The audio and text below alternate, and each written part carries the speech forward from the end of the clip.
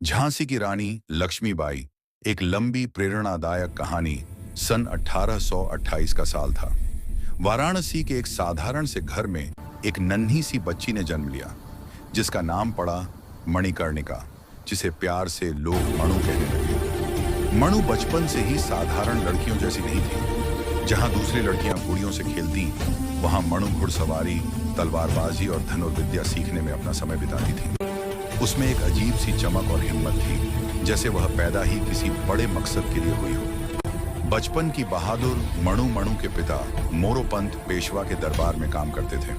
पेशवा भी मणु से बहुत प्यार करते थे। वे उसे घोड़े पर बैठकर दौड़ते हुए, खदका तलवार चलाते हुए देखते और कहते, ये लड़की नहीं, ज्वाला है। जब भी मणु किले में दौड़ती थी, उसकी चंचलता, उसकी हिम्मत और उसकी तेज आंखें देखकर सभी चकित रह जाते। विवाह और झांसी की रानी बनना।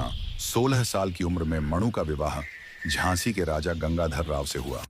विवाह के बाद उनका नाम पड़ा रानी लक्ष्मीबाई और वे झांसी की प्यारी रानी बन गईं। झांसी के लोग उनसे बेहद प्यार करते थे, क्योंकि रानी सबका ख्याल रखती थी, गरीबों का, सैनिकों का, किसानों का।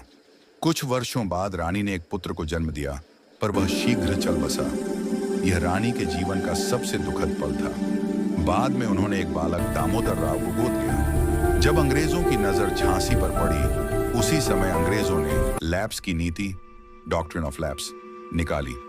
उनका कहना था कि जिन राज्यों का उत्तराधिकारी न हो, वे राज्य अंग्रेजों के अधीन हो जाएंगे। अंग्रेजों ने झांसी को भी हड़पने की कोशिश की। रानी ने साफ शब्दों में कहा, मैं अपनी झांसी नहीं दूंगी। उनके शब्दों में ऐसा साहस था कि पूरा झांसी कांप उठा। युद्ध की तैयारियां। रानी ने सबसे पहले झांसी को मजबूत करना शुरू किया। किले की दीवारें मजबूत की गईं, तोपें तैयार की गईं, हजारों सैनिकों को युद्ध कला सिखाई गई। महिलाओं की भी एक सेना बनाई। रानी खुद रोज घोड़े बादल, सरंगी और पवन पर सवार होकर सैनिकों को प्रशिक्षण देती थी। उनके हाथों की 2 तलवारें चमकती और अंग्रेज सैनिक भी उनसे डरते थे। 1857 का महान विद्रोह। इसी दौरान 1857 का प्रथम स्वतंत्रता संग्राम शुरू हो गया। उत्तर भारत में आग भड़क उठी। रानी झांसी की सुरक्षा में जी जान से लग गई। कई महीनों तक अंग्रेजों ने झांसी को घेर लिया। एक दिन तोपों की बौछार झांसी की दीवारों को तोड़ने लगी, पर रानी बोली, जो भी होगा लड़कर होगा। किले से शेरनी की तरह निकलना। अंग्रेज किले के अंदर प्रवेश करने लगे थे। तब रानी ने एक अद्भुत निर्णय लिया। उन्होंने अपने छोटे बेटे दामोदर को पीठ पर बांधा, 2 तलवारें उठाईं और घोड़े बादल पर सवार होकर किले से छलांग लगा दी। वह दृश्य आज भी इतिहास में अमर है। रानी की आंखों में आग थी और दिल में सिर्फ एक ही आवाज, झांसी के लिए। ग्वालियर की ओर बढ़ता संघर्ष। रानी जीवित बचकर कालपी पहुंची।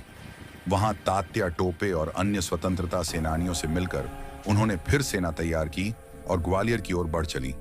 कुछ ही दिनों में ग्वालियर पर स्वतंत्रता सेनानियों का कब्जा हो गया। शुरुआत में जीत मिली, पर अंग्रेजों ने भारी सेना भेज दी। अंतिम युद्ध 18 जून 1858 का दिन था। रानी अपने प्रसिद्ध घोड़े पर सवार होकर खमंडे की तरह युद्ध में कूद पड़ी। उनकी तलवार की चमक से कई अंग्रेज। 18 जून 1858 का दिन था। रानी अपने प्रसिद्ध घोड़े पर सवार होकर खमंडे की तरह युद्ध में कूद पड़ी। उनकी तलवार की चमक से कई अंग्रेज सैनिक गिर पड़े, लेकिन लड़ते लड़ते रानी गंभीर रूप से घायल हो गईं। मरते समय उन्होंने कहा, मैं नहीं चाहती कि अंग्रेज मेरे शरीर को छुए।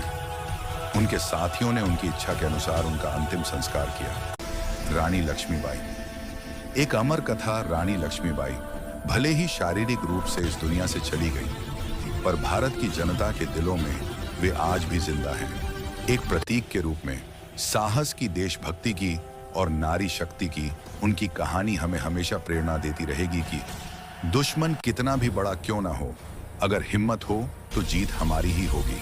अगर आप चाहें, मैं इसे और भी